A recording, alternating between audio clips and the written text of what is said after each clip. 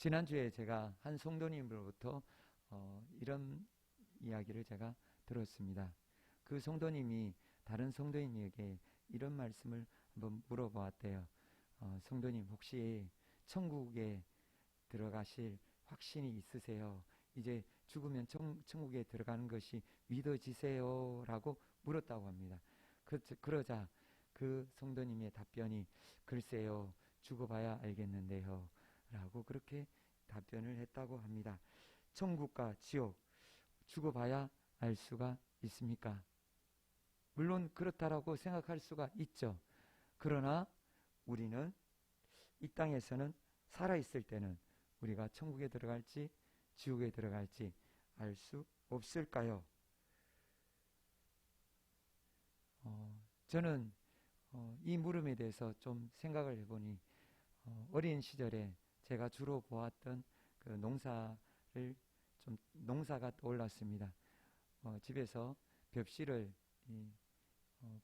뿌려서 그 벽실을 통해서 모를 자라게 하고, 그 모를 통해서 이제 벼를 수확하게 되는 그것을 지켜보고 또 옆에서 돕기도 했습니다. 벽실을 심는다고 그 벽시가 다 싹이 나고 다 거기에서 줄기가 나고 이삭이 자랄까요? 아니죠. 벽시 중에서는 그 벽시가 살아있는 벽시가 있고, 그 벽시가 싹을 틔우지 못하는 벽시가 있습니다. 그것을 어떻게 구분할 수 있을까요? 농부들은 그것을 이렇게 구분합니다. 바로 소금물을 만들어 놓습니다. 소금물을 만들고 그 소금물에 벽시를 붓습니다.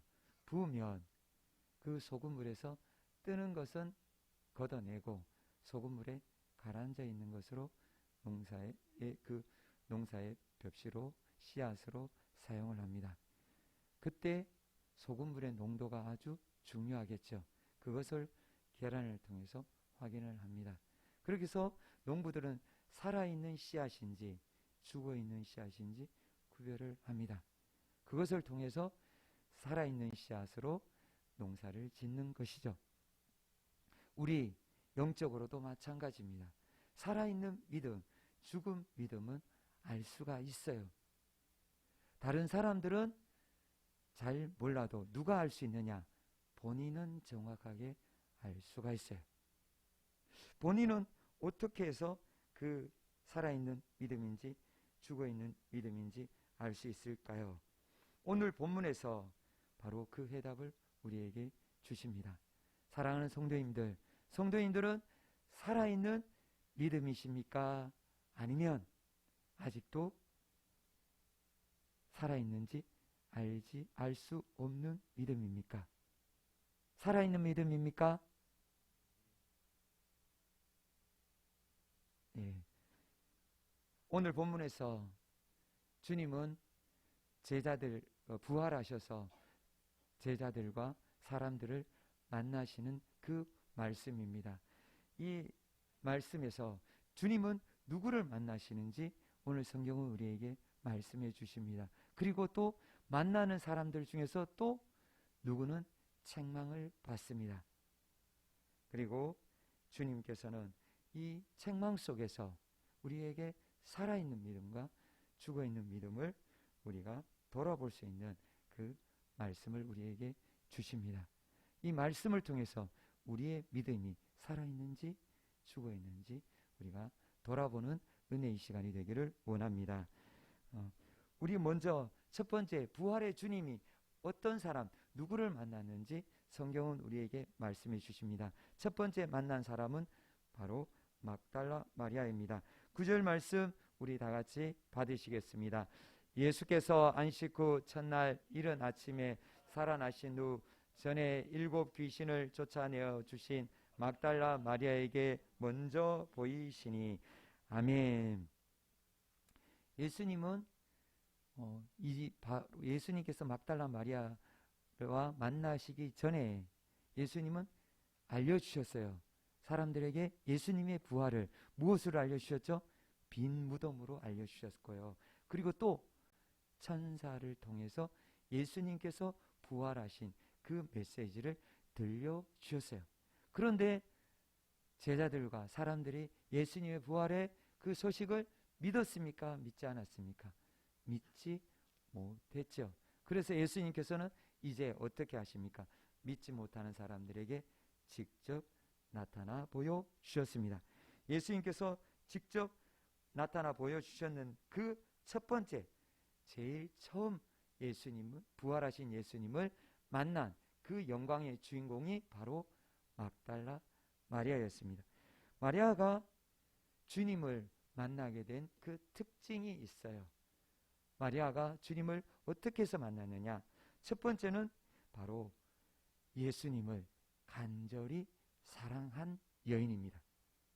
마리아는 제자들보다가 주님을 더 사랑했어요. 갈릴리에서부터 헌신적으로 주님을 섬기고 따랐고 그리고 지금 예루살렘까지 예수님을 따라왔던 거예요. 이 마리아는, 막달라 마리아는 예수님이 순환을 당할 때 채찍질 당하실 그 자리에도 있었고, 예수님께서 십자가에 못 박혀 그 끔찍한 고통을 당하실 그때에도 마리아는 함께 하고 있었어요. 그 자리를 지키고 있었어요. 그리고 마리아는 무덤에 예수님이 장례지는 치르는 그 순간까지도 지켜보고 그 자리에 함께하고 있었던 거예요. 그뿐만 아니죠. 마리아는 언제까지요? 바로 부활의 새벽, 이 말씀, 9절의 말씀에 나오는 부활의 첫 새벽, 그 순간에도 주님께로 나아갔던 여인입니다. 그렇게 주님을 떠나지 않고 주님을 따라갔던 여인, 바로 주님을 향한 그 사랑이 다른 제자들보다, 다른 여인들보다 더 뜨거웠던 그 막달라 마리아는 주님을 만나는 첫 번째 주인공이 되었던 것입니다. 잠언 8장 17절 말씀에 보면 나를 사랑하는 자들이 나의 사랑을 입으며 나를 간절히 찾는 자가 나를 만날 것이니라. 아멘. 주님은 약속의 말씀대로 간절히 사모하고 간절히 찾는 마리아를 만나 주셨습니다. 주님을 사랑하십니까? 그러면 막달라 마리아처럼 사랑하십니까? 잘 모르겠습니까? 막달라 마리아처럼 간절히 사랑하고 찾으면 주님을, 부활하신 주님을 만나게 됩니다. 주님께서는 우리에게 아직도 우리가 주님을 만나지 못했다면 우리가 막달라 마리아처럼 주님을 만나시기를 원하고 계십니다. 지난주에 우리에게 말씀해 주셨던 성령 하나님을 통해서 주님을 보여주시는 것입니다. 요한복음 14장 21절에 이렇게 말씀해 주고 계십니다. 나의 계명을 지키는 자라야 나를 사랑하는 자니 나를 사랑하는 자는 내 아버지께 사랑을 받을 것이요 나도 그를 사랑하여 그에게 나를 나타내리라. 아멘. 나를 사랑하는 자에게 내가 그에게 나타내겠다. 주님은 우리에게 분명히 말씀해 주셨습니다. 주님을 사랑하시기를 축복드립니다. 주님을 사랑할 때 주님을 만나게 됩니다. 주님을 사랑하는 것을 주님께서는 무엇이라고 말씀해 주셨습니까? 나의 계명을 지키는 것이라고 말씀해 주셨습니다. 주님을 사랑하는 것이 말로만, 입술만이 아니라 바로 주님의 계명, 주님의 말씀, 복음에 순종하는 것을 주님께서는 사랑하는 것이라고 분명히 우리에게 알려주셨습니다. 우리가 주님을 만나기 위해서는 어떻게 해야 됩니까? 주님의 말씀에 순종해야 됩니다. 주님의 복음에 순종할 때 우리 모두가 다 주님의 약속의 말씀대로 마리아처럼 주님을 만날 수 있게 되는 것입니다. 그리고 마리아는 두 번째 특징이 있었습니다. 구원의 은혜를 알았습니다. 막달라 마리아는 누구입니까? 성경에서 소개하고 있죠.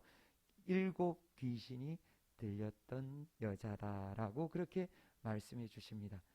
마리아는 그렇게 그 과거 힘든 고통의 시간이 있었습니다. 그 어려움 시간, 귀신으로 인해서 마리아는 정말 고통스럽게 자기 뜻대로 살지 못하고 귀신이 시키는 대로 괴롭힘을 당하고 그렇게 고통에서 살고 있었던 그가 주님을 만나고 그의 인생이 바뀌었습니다. 주님께서 귀신을 내쫓아주자 마리아의 인생이 완전히 바뀐 것입니다. 물이 포도주로 변한 것처럼 마리아의 인생이 그 쓸모없는 한 여인의 인생이 아니라 부활의 증인이 되는 그 귀한 인생으로 그의 인생이 바뀐 것입니다. 그렇게 마리아는 주님이 주신 은혜를 알았습니다. 그렇게 마리아는 주님이 자기를 마리아가 그렇게 된 것은 바로 그 은혜를 알았기 때문입니다.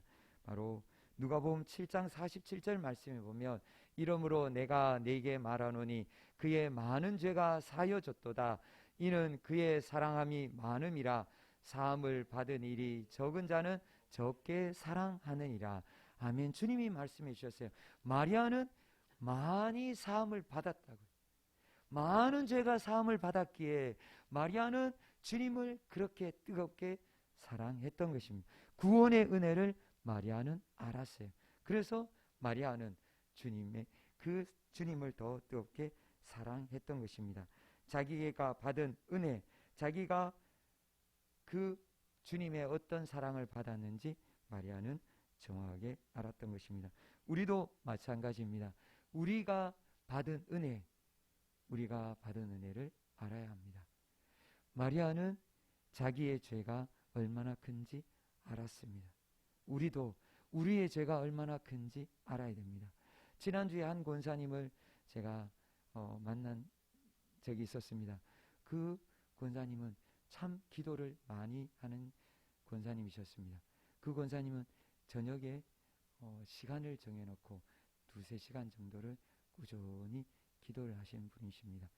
그 권사님이 그렇게 기도하시며 하나님 앞에서 늘 저희들을 위해서도 기도하고 우리 교회들 위해서 또 많은 분들을 위해서 중보 기도를 계속 하시는 분이십니다. 그런데 며칠 전에 너무너무 아프셨다라고 그렇게 하십니다. 아프셨는데 그 권사님이 하나님께서 그 권사님을 통해서 보여주시는 것이 있었다는 것입니다. 무엇이냐? 바로 아주 어릴 적에 지은 죄를 기억나게 하셨다는 것입니다. 그래서 그날은 하루 종일 회개 기도만 했답니다. 얼마나 회개할 것이 많았는지 그전에도 그 권사님이 그렇게 많이 기도했는데 회개 기도를 하지 않았겠습니까? 엄청나게 많이 했죠. 그런데 그날은 아주 어릴 때 기억나지 않았던 그 기억이 너무너무 생생하게 떠오르다는 것입니다. 그래서 그것을 붙잡고 하나님 앞에 용서해달라고, 주님의 보혈로 용서해달라고 그렇게 간절하게 기도했다라고 그렇게 말씀을 하셨습니다. 우리는 때때로 성령 하나님께서 그렇게 회개를 시키실 때가 있습니다. 죄를 기억나게 하실 때가 있습니다. 우리는 벌써 다 잊어버린 그 옛날 그 죄악들 주님은 다 기억하고 계십니다. 그것을 주님은 회개시킬 때가 있습니다. 물론 그렇게 하지 않는 분들도 있습니다. 그런데 그렇게 하나님 앞에 믿음으로 살려고 하나님 앞에 날마다 애쓰는 그 권사님은 자기가 지은 죄가 얼마나 큰지 알고 회개했는데 전도를 하다 보면 때때로 자기는 죄가 없다라는 사람들을 만나게 됩니다. 아이들이 그렇게 표현을 하고 어른들 역시 표현은 하지 않지만 내가 무슨 죄를 지었어 라고 생각하는 분들이 있습니다. 바로 무슨 죄입니까? 윤리적으로 도덕적으로 지금 법에 의해서 심판받지 않을 그 죄를 그렇게 죄를 짓지 않았다라는 것이죠. 그것을 죄가 없다라고 표현하는 것입니다. 그러나 주님은 기억하고 계십니다. 주님은 세상의 모든 지은 죄들 다 기억하고 계십니다. 그것을 주님은 지고 십자가에서 죽어 주셨습니다. 우리가 지은 모든 죄악들, 우리가 지은 죄악들이 정말 작다고 생각하면 우리는 주님의 십자가의 그 은혜가 얼마나 큰지 우리는 잘 체험할 수 없습니다. 실감이 나지 않습니다. 그러나 우리의 죄로 인해서 우리 모두가 다 영원한 불지옥의 그 고통 속에 들어갈 수밖에 없는 그 죄인인 것을 깨닫게 된다면, 그러면 그 은혜가 얼마나 큰지 알게 되는 것이죠. 그래서 죄가, 우리의 지은 죄가 많이 사함을 받은 줄 깨닫게 되면 주님을 더 뜨겁게 사랑을 하게 되는 것입니다. 그 은혜를 온전히 알아야 합니다. 마리아는 그 은혜를 알았습니다. 그 은혜를 알았기에 마리아는 주님을 그렇게 따라가고 주님과 함께 했던 것입니다. 세 번째로 마리아에게는 어떤 특징이 있었냐면, 당시 여인들은 증인으로 세워질 수 없었습니다. 그런데 여인으로서 부활의 첫 증인이 되었습니다. 당시 사회는 여인들을 인정해주지 않았습니다. 그러나 주님의 사랑은 남과 여를 가리지 않았습니다. 특히 간음하는 현장에서 잡혀온 그 여인을 통해서 주님께서 그 여인을 얼마나 사랑하는지 분명히 보여주셨습니다.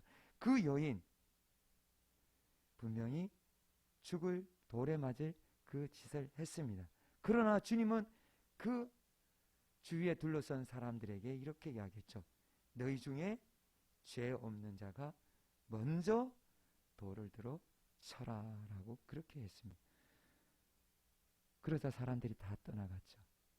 그리고 주님께서도 역시 마찬가지로 나도 너를 정죄하지 아니한다, 다시 죄를 짓지 말라라고 말씀해 주셨죠. 바로 그 여인, 주님은 사랑하신 것입니다. 그리고 또 이방 여인이었던 사마리아 여인, 그 여인도 역시 주님은 사랑해 주셨습니다. 그 여인을 만나기 위해서 주님은 사마리아 땅을 걸어가셨던 것입니다.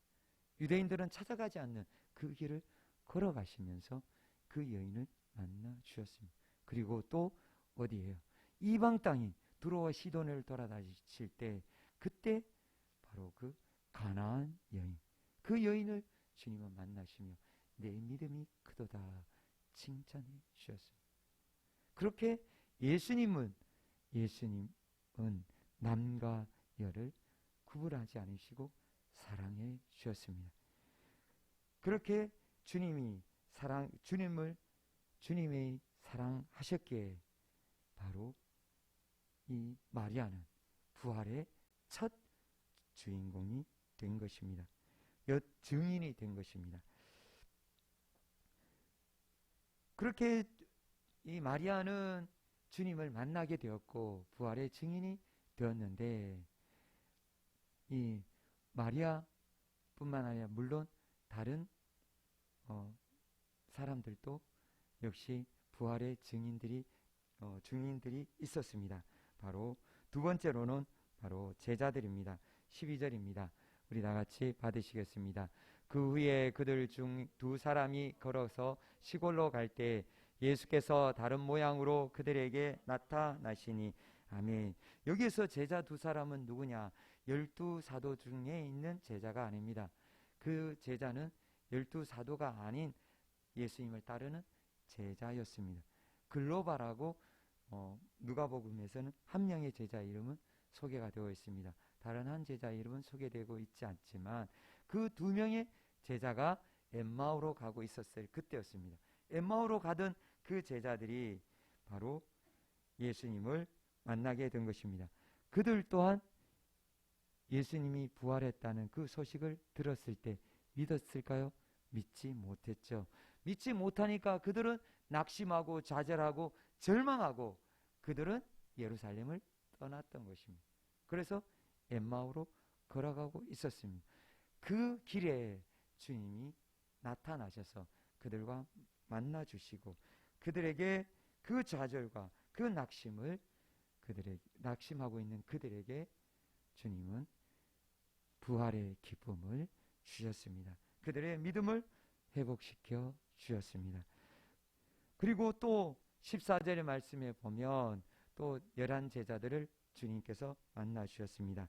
그 후에 11 제자가 음식 먹을 때 예수께서 그들에게 나타나사 그들의 믿음 없는 것과 마음이 완악한 것을 꾸짖으시니 이는 자기가 살아난 것을 본 자들의 말을 믿지 아니함이라. 아멘. 주님은 11 사도를 찾아오셔서 만나 주셨습니다. 그런데 오늘 이 14절의 말씀을 보면 11 사도들은 부활의 증인은 되었습니다. 부활의 주님을 만났기 때문에. 그러나 그들은 주님 앞에서 무엇을 받았습니까? 책망을 받았습니다. 왜 그들은 주님 앞에 책망을 받게 되었습니까? 바로 믿지 않았기 때문입니다. 부활의 소식을 들려준 마리아 그리고 엠마오로 가던 그 제자들, 그들의 또 베드로도 있었죠. 그들의 말을 듣지 않은 10 제자를 주님께서는 책망하신 것입니다. 마리아가 먼저 증거한 10절 11절 말씀을 받으시겠습니다. 마리아가 가서 예수와 함께 하던 사람들이 슬퍼하며 울고 있는 중에 이 일을 알리매 그들은 예수께서 살아나셨던 것과 마리아에게 보이셨다는 것을 듣고도 믿지 아니하니라. 아멘. 사도들은 주님의 죽음 앞에서 사도들은 떨며 슬퍼하며 울고 있었습니다. 마리아는 주님을 만나고 부활하신 주님을 만나고 그 울고 있는 사도들에게 달려갔어요. 달려가서 그들에게 주님이 부활하심을 증언해 주었어요. 그러나 그들은 마리아의 그 증언을 듣고도 듣지 않고 믿지 않고 불신했습니다. 듣지 않았다라고 성경은 그 배척했다고 강하게 듣고도 믿지 않았다라고 그렇게 성경은 분명하게 말씀해 주십니다. 그들이 단호하게 거절했던 것입니다. 엠마오로 가던 제자들이 역시 부활의 주님을 증언했을 때도 마찬가지입니다. 13절 말씀에 보면 두 사람이 가서 남은 제자들에게 알리었으되 역시 믿지 아니하니라. 아멘. 이 제자들은 밤중에 뛰어가서 증거했어요. 캄캄한 그 밤에 달려가서 엠마오로 가던 그 길을 돌아서 예루살렘을 향해서 달려가서 부활의 주님을 증언했지만 이 사도들은 받아들일 수가 없었던 것입니다.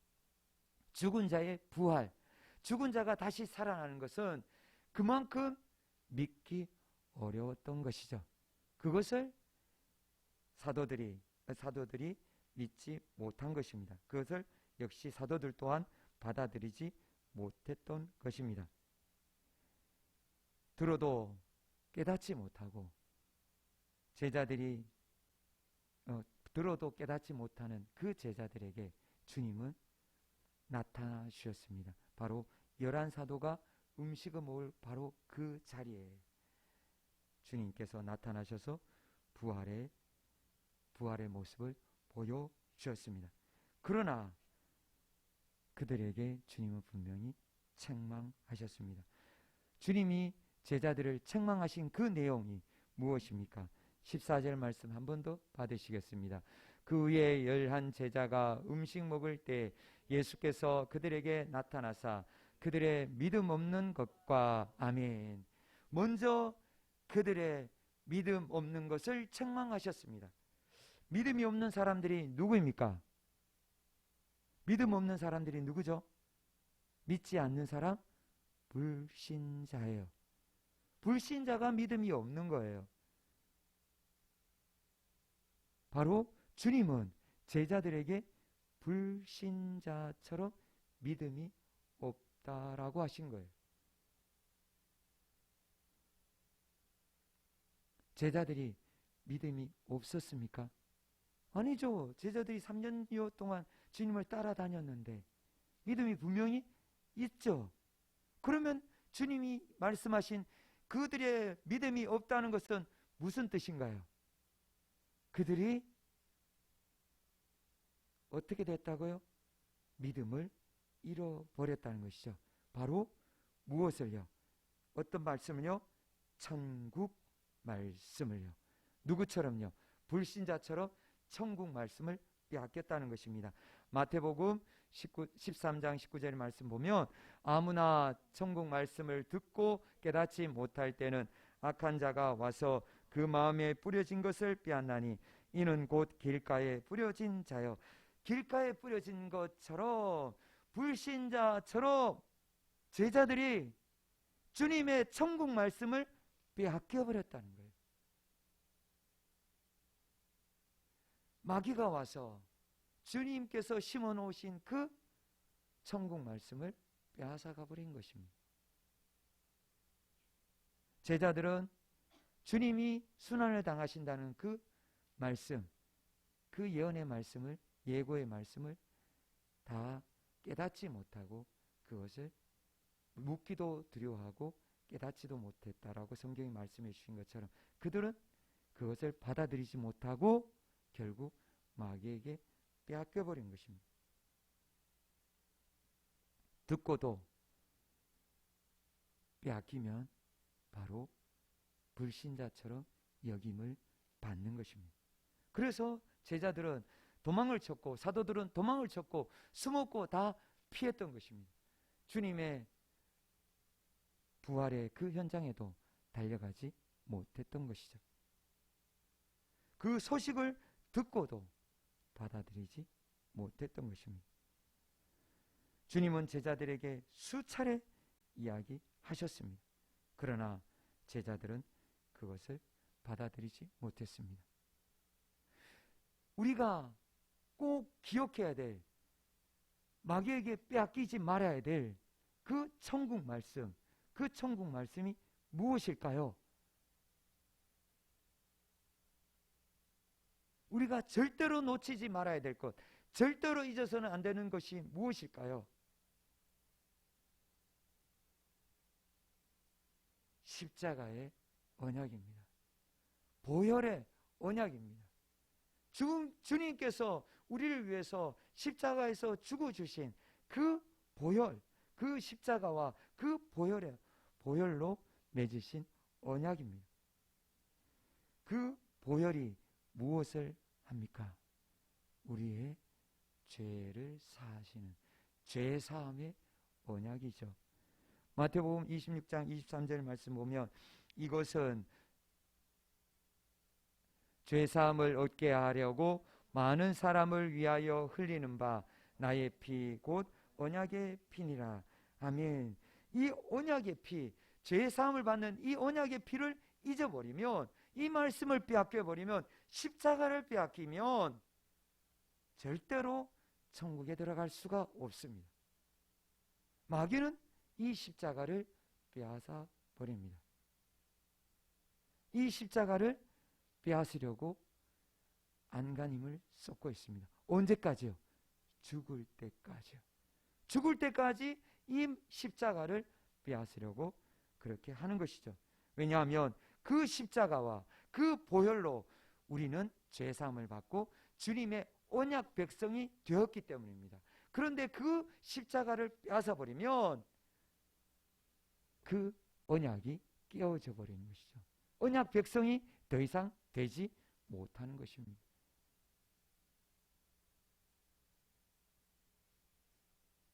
그렇게 되면 어떻게 됩니까? 우리는 다시 죄의 종이 되어버리고 불지옥에 들어갈 수밖에 없는 것입니다. 우리는 꼭 기억해야 됩니다. 십자가, 보혈을 잊어서는 안 됩니다. 우리가 보혈로 맺은 언약 백성인 것을 우리가 잊어서는 안 되는 것입니다. 주님의 십자가를 끝까지 붙들기를 축복드립니다. 그리고 두 번째, 우리가 놓쳐서는 안 되는 바로 그 천국 말씀 무엇입니까? 부활의 언약입니다. 십자가를 놓쳐버리는 제자들의 모습, 바로 어떤 모습이었습니까? 10절 말씀 보면 마리아가 가서 예수와 함께 하던 사람들이 슬퍼하며 울고 있는 중에, 이렇게 슬퍼하고 괴로워하고 자책할 수밖에 없는 것입니다.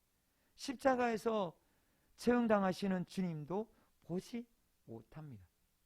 그들은 두려워서 숨을 수밖에 없었고, 그리고 그 이후에는 그것을 인해서 더 괴롭고 숨어 지낼 수밖에 없었던 것이죠. 그들에게 주님께서는 찾아오셔서 부활로 그들을 회복시켜 주셨습니다. 주님이 살아계심을 분명하게 보여주셨습니다. 주님께서 하신 말씀이 진리인 것을 분명히 보여주신 것이죠. 바로 주님께서 부활로 그들을 살려주신 것입니다. 부활이 무엇입니까? 바로 부활이 우리에게 주는 것이 무엇입니까? 부활은 우리가 이 땅에서 보이는 이 세계가 전부가 아니라는 것입니다. 보이는 세계가 전부가 아니라 보이지 않는 영원한 세계가 분명히 있다는 것입니다. 그리고 부활은 우리에게 무엇을 말씀해 주십니까? 심판의 증거입니다. 심판이 있다는 것을 말씀해 주십니다. 우리 다같이 사도행전 말씀을 받으시겠습니다. 이는 정하신 사람으로 하여금 천하를 공의로 심판하라를 작정하시고 이에 그를 죽은 자 가운데서 다시 살리신 것으로 모든 사람에게 믿을 만한 증거를 주셨음이라 하니라. 아멘. 주님은 분명히 우리에게 말씀해 주셨습니다. 부활이 증거라고요. 부활이 무엇의 증거냐? 심판의 증거라고요. 주님이 심판하시는 그 증거가, 하나님이 심판하실 날을 작정하신 증거가 바로 부활이라는 거예요. 부활로 믿든지 믿지 않든지 세상의 모든 사람에게 보여준 것입니다. 심판을 당한다는 것입니다. 둘째, 사망이 있다라는 것입니다. 부활로 분명히 보여주신 것입니다. 그런데 그 부활이 우리 믿는 자에게는 바로 어떤 언약이 됩니까? 부활이 우리에게는 어떤 언약이 됩니까? 로마서 6장 5절에 이렇게 말씀해 주십니다. 우리 다 같이 받으시겠습니다. 만일 우리가 그의 죽으심과 같은 모양으로 연합한 자가 되었으면 또한 그의 부활과 같은 모양으로 연합한 자도 되리라. 아멘. 아멘. 무엇이라고요?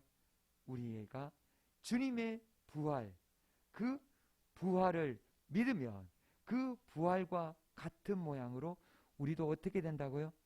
부활한다고요. 우리도 주님의 부활과 같은 모양으로 연합한 자가 된다라고요. 이것은 침례를 통해서 말씀해 주신 말씀입니다. 부활의 언약, 바로 누구도요?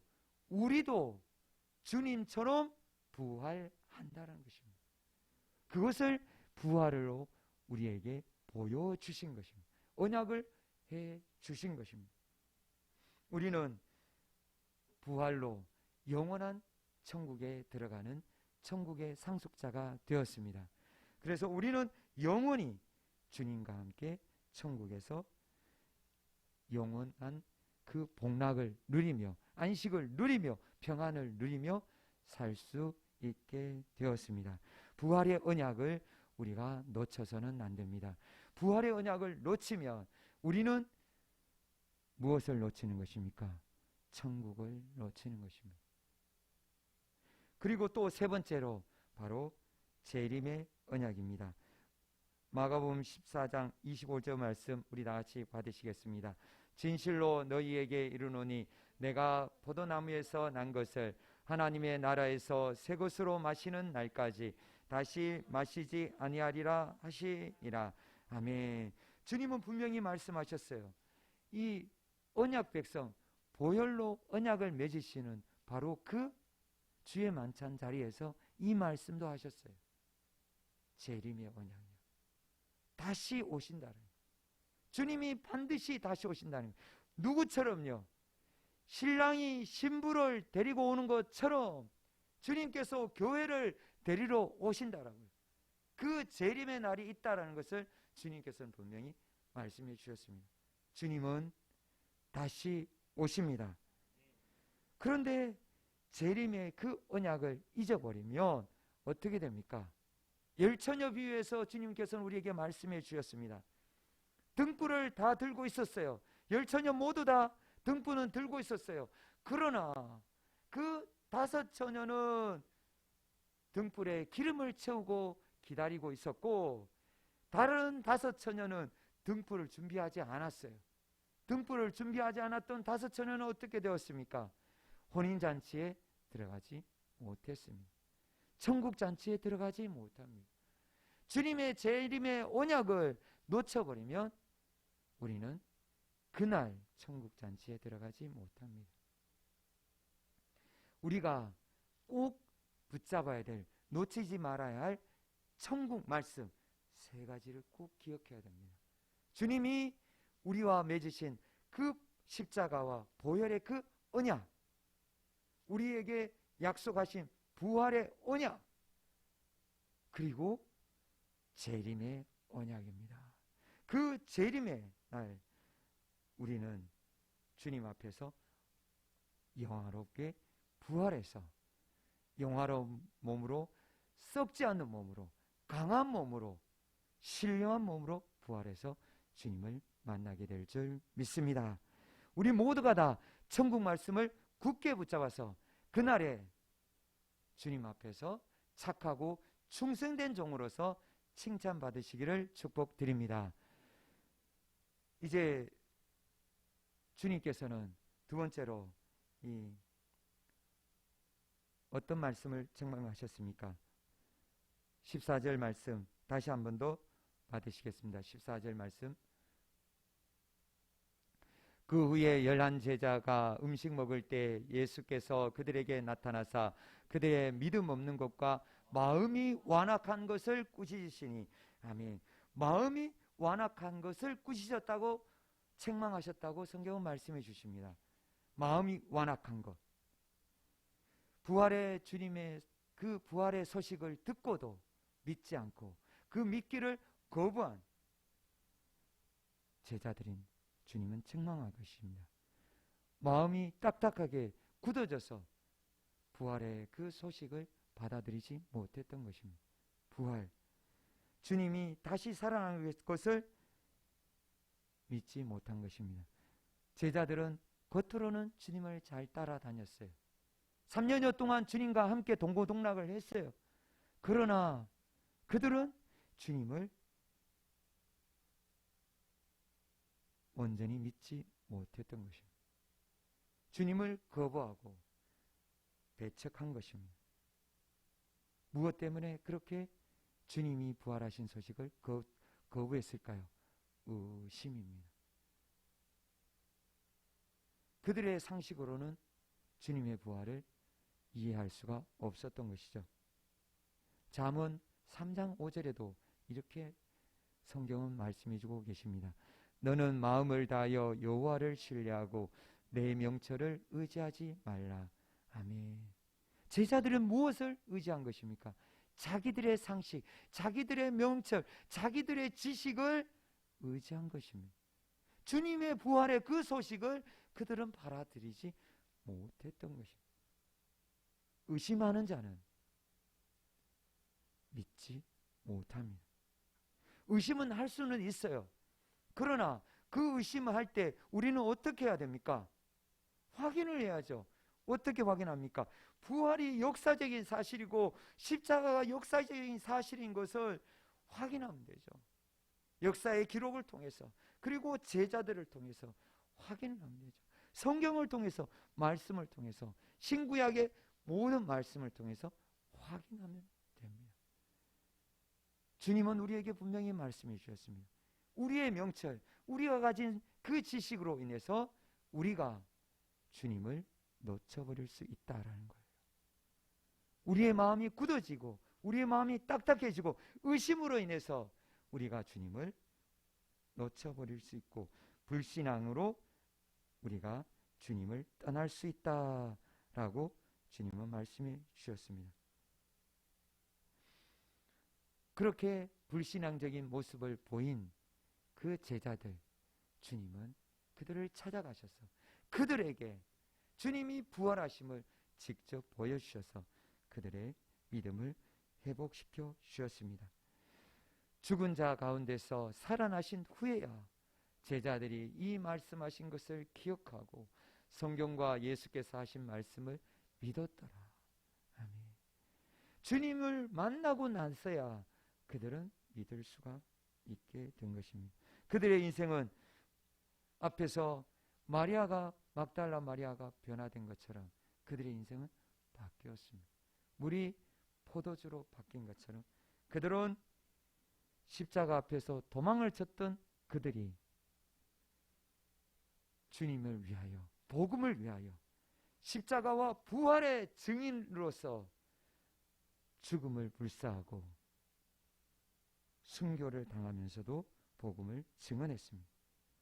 우리 주님은 부활했습니다.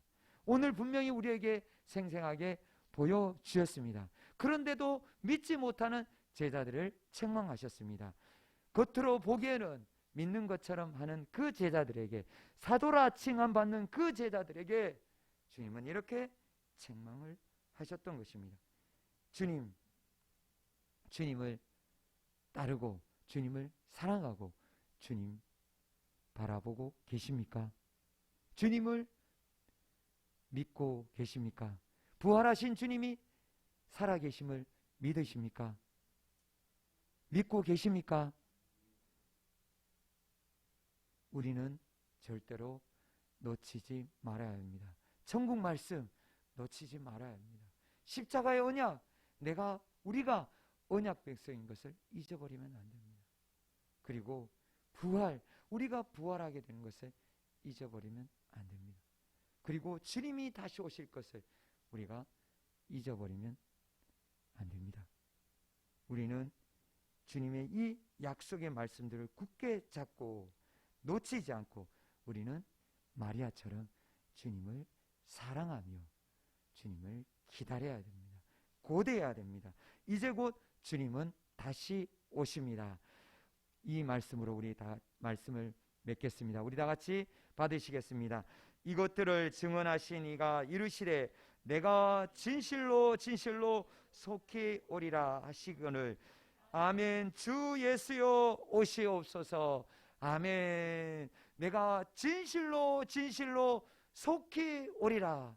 주님은 약속하셨습니다.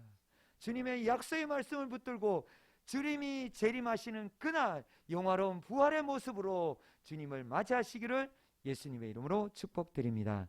아멘. 우리 다 같이 기도하시겠습니다. 우리 다 같이 기도할 때 우리 모습 돌아보길 원합니다. 우리가 놓치고 있지 않는지, 우리가 살아있는 믿음인지, 우리가 죽어있는 믿음인지, 우리가 십자가를 놓쳐버리고 우리가 부활을 놓쳐버리고 우리가 재림을 놓쳐버리고 있지 않는지, 우리가 정말 마리아처럼 주님을 사랑하고 주님을 따르고 있는지 우리 돌아보길 원합니다. 우리가 돌아보고 우리가 지금 놓친 것이 있다면 이 시간 회개하고 다시금 굳게 붙잡고 다시금 주님을 향해서 나아가는 이 시간 되는, 결단하는 시간 되길 원합니다. 우리 다 같이 주여 부르시며 오늘 받으신 말씀을 붙잡고 기도하시고, 그리고 나라와 민족을 위해서 우리가 다 같이 합심해서 주여 부르시며 기도하시겠습니다.